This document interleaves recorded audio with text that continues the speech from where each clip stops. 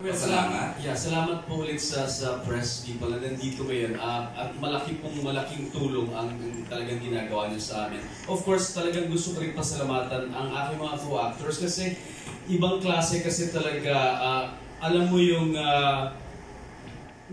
nakikilala mo sila na hindi lang yung kanilang pagkatao, yung husay nila sa pagtatrabaho.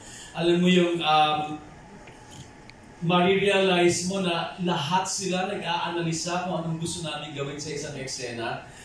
Lahat kami nagdi-discuss. Sobrang thankful ako kasi hindi mo naman talaga mapupulap na mag-isa yun eh.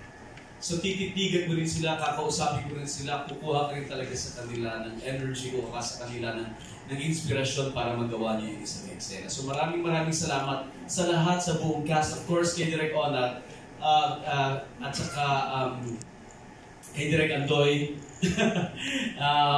Maraming salamat sa inyo. Thank you po so much. And of course sa ating audience nga.